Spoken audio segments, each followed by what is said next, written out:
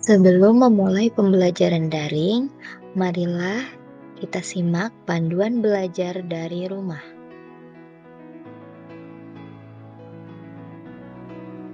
Yang pertama, siapkan ruangan belajarmu. Temukan area di rumah tempatmu yang bisa duduk nyaman dan fokus. Pisahkan dengan ruang bersantai, idealnya jauh dari layar TV atau gangguan lainnya.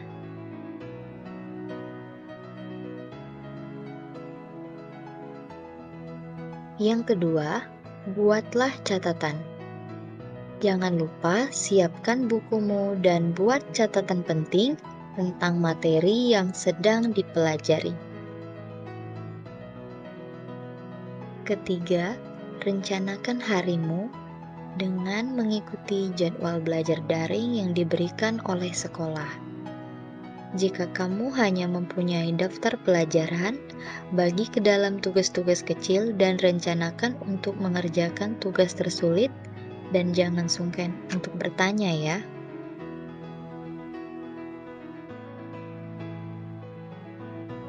Selanjutnya, kurangi gangguan. Bayangkanlah jika kamu sedang ada di sekolah dan bukan di rumah, agar menjadi fokus dalam belajar. Kuncilah teleponmu bila perlu. Jangan takut meminta orang tuamu jika merasa kesulitan dalam penggunaan layanan belajar online.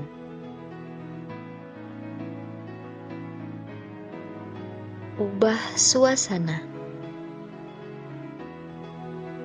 Kamu mungkin punya jadwal pelajaran, tetapi jika mengalami kesulitan untuk fokus, istirahat 5 menit dan lanjutkan kembali. Cukup beritahu gurumu.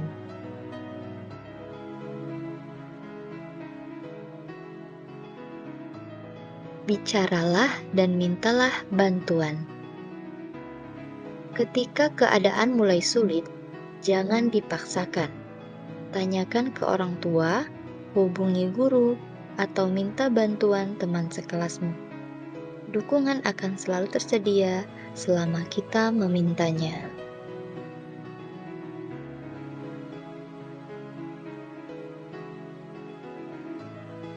Tuliskan.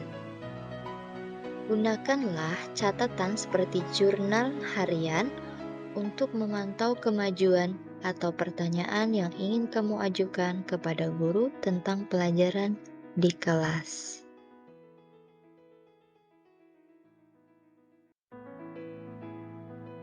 Belajar dari rumah kadang sulit, tetapi pasti bisa dicapai. Pembelajaran jarak jauh membantu mengasah keterampilan yang berguna seumur hidup, seperti manajemen waktu dan energi, kemandirian, serta berpikir kreatif. Baiklah, semoga semuanya dapat belajar daring dengan baik di rumah. Assalamualaikum warahmatullahi wabarakatuh. Bertemu lagi pada kesempatan kali ini, kita akan belajar tentang tema 8, subtema 1, pembelajaran 2, muatan SBDP dan Bahasa Indonesia, lingkungan tempat tinggalku kelas 4.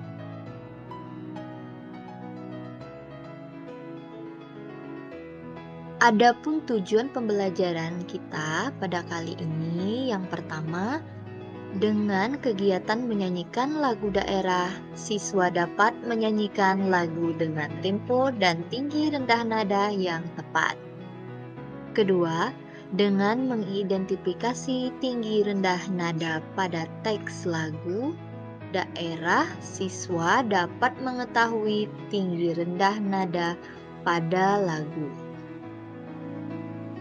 Ketiga, dengan kegiatan membaca teks fiksi, siswa dapat mencermati tokoh-tokoh cerita.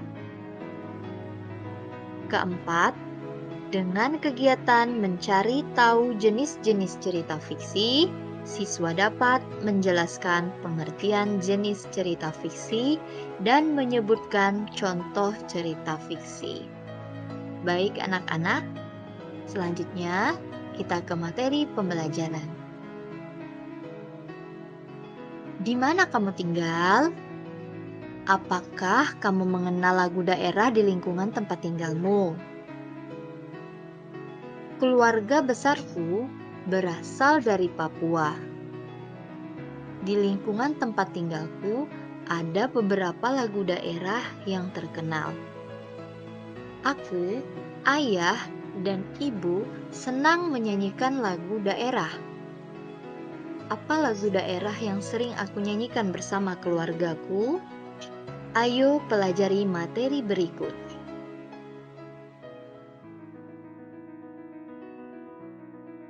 Hari itu, Edo mendapat tugas untuk menyiapkan sebuah lagu daerah. Lagu itu akan dinyanyikan di depan teman-teman sekelasnya. Edo teringat lagu daerahnya dari Papua yang berjudul Yamko Rambe Yamko. Mari bernyanyi bersama.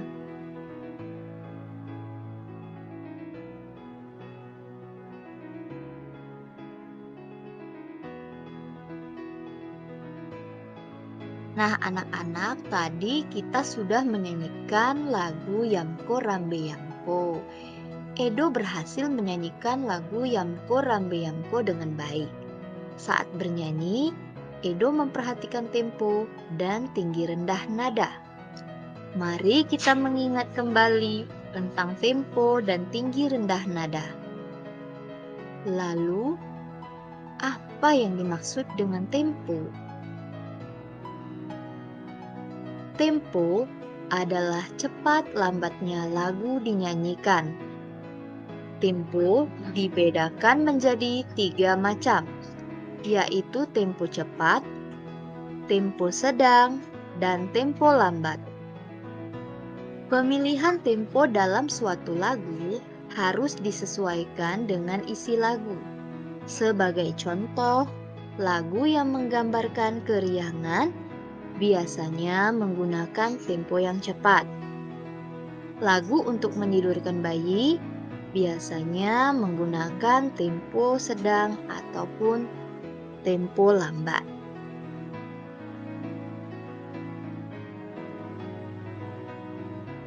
Nah, anak-anak, tinggi rendah nada merupakan cara menyanyikan lagu sehingga menghasilkan nada tinggi ataupun nada rendah sesuai dengan notasi lagu. Nah, berikut urutan tinggi rendah nada yang disebut dengan tangga nada dengan notasi angka dan notasi balok. Ada nada do, re, mi, fa, sol, la, dan si. Semuanya terbagi ke dalam nada rendah, nada sedang, dan nada tinggi.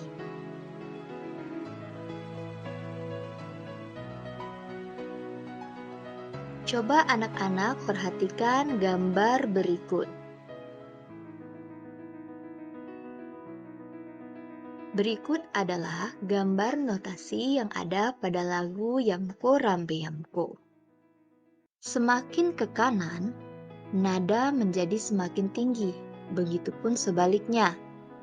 Semakin ke kiri, nada menjadi semakin rendah. Nada bertitik di bawah berarti nada rendah. Nada tidak bertitik berarti nada sedang. Dan nada bertitik di atas berarti nada tinggi. Nada-nada yang bertitik di bawah disebut tangga nada oktav rendah. Nada-nada yang tidak bertitik disebut tangga nada oktav sedang. Dan nada-nada yang bertitik di atas disebut tangga nada oktav tinggi. Tangga nada adalah urutan nada yang disusun secara berjenjang. Susunan nada yang berurutan naik atau turun disebut tangga nada. Tentu saja, jarak antar nada yang berurutan itu naik atau turun tertentu pula do, re, mi, fa, sol, la, si, do.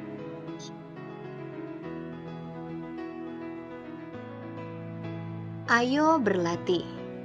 Pertama, amatilah teks lagu Yamko Rambe Yamko. Kemudian, identifikasi tinggi rendah nada dari notasi lagu di depan. Apa yang kamu temukan? Kemudian yang kedua, jelaskanlah makna yang terkandung di dalam lagu Yamko Rambe Yamko. Ketiga, nyanyikanlah lagu Yamko Rambe Yamko dengan kecepatan, tempo, tinggi, dan rendah nada. Kemudian, kirimkan video menyanyimu melalui WA atau Google Classroom. Wah, begitu seru ya pelajaran SPDP kali ini. Semoga anak-anak bisa berlatih menyanyikan lagu Yamko Rambe Yamko sesuai dengan nada tinggi atau rendah. Baiknya anak-anak, kita beralih ke pembelajaran berikutnya. Ayo membaca. Berikut adalah salah satu cerita rakyat yang berjudul Kasuari dan Dara Mahkota.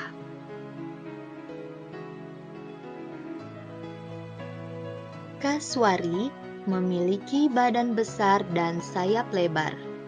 Dia mampu terbang tinggi. Namun Kasuari amat serakah. Dia memetik banyak sekali buah yang telah masak. Buah-buahan itu disembunyikan di bawah sayapnya sehingga burung-burung lain tidak kebagian. Burung-burung lain mengetahui keserakahan Kasuari. Oleh karena itu, tidak seekor burung pun mau berteman dengannya. Meski demikian, Kasuari tidak memedulikannya. Lama-kelamaan Kasuari semakin serakah. Dia hanya buah-buahan di pohon saja yang diambilnya, tetapi juga buah-buahan yang jatuh ke tanah. Burung-burung lain pun menjadi jengkel. Mereka mencari cara agar Kasuari sadar dari sifat serakahnya. Bagaimana jika lomba terbang? Siapa yang mampu terbang tinggi dan paling jauh, dialah pemenangnya. Kalau Kasuari kalah, dia tidak boleh mencurangi kita lagi. Usul Dara Mahkota. Siapa yang bisa melawan Kasuari? Badannya besar, sayapnya lebar, sekali mengepakkan sayap, dia pasti bisa terbang jauh. Kita tidak akan menang, jawab Pipit pesimis. Ingat, kita harus menggunakan akal. Serahkan semuanya kepadaku. Aku akan melawannya dalam perlombaan ini, kata Dara Mahkota sambil tersenyum. Dia berusaha meyakinkan teman-temannya. Teman-teman Dara Mahkota saling berpandangan. Mereka bertanya-tanya dalam hati, mungkinkah Dara Mahkota yang bertubuh kecil dapat mengalahkan Kasuari yang besar? Dara Mahkota menyampaikan tantangannya kepada Kasuari. Kasuari menyetujui tantangan Dara Mahkota. Saat pertandingan tiba, semua burung hadir untuk menyaksikan. Dengan sombongnya, Kasuari menertawakan Dara Mahkota. Sudahlah, kamu menyerah saja daripada mendapat malu, ejek Kasuari. Dara Mahkota bergeming. Siapa yang tertawa belakangan? Dia menang, sahut Dara Mahkota. Kasuari dan Dara Mahkota pun bertanding. Mereka melesat dengan kencang. Kasuari terbang cepat sekali. Sesekali Kasuari menoleh Dara Mahkota yang berada di belakangnya. Dia takut jika Dara Mahkota menyusulnya. Saat asyik menoleh, tiba-tiba brak, Kasuari menabrak batang pohon. Sebelah sayapnya pun patah. Semua yang hadir tertegun, tetapi Kaswari tak mau menyerah. Dia berusaha bangkit dan mengepak-ngepakkan sayapnya. Sayangnya, dia terus terjatuh dan mengelepar di tanah. Sementara itu, Dara Mahkota terus melesat jauh, meninggalkan Kaswari. Kaswari hanya dapat memandang Dara Mahkota dengan rasa malu. Sekarang dia baru tahu rasanya menjadi makhluk lemah. Selama ini, dia selalu merasa menjadi burung terhebat. Namun, dalam sekejap dia tidak mampu terbang lagi. Beberapa burung lain turun ke tanah. Mereka membantu Kaswari. Kaswari semakin malu karena selama ini dia telah mencurangi mereka.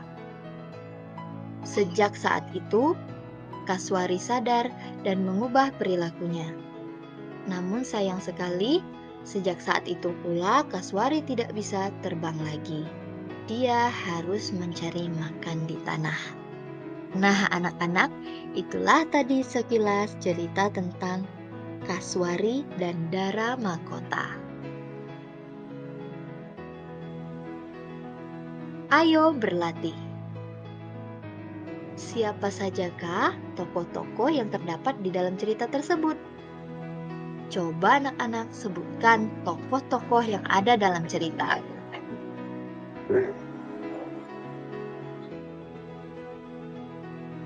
Kemudian setelah anak-anak menyebutkan, marilah kita berdiskusi. Berdiskusilah bersama teman-teman sekelompokmu.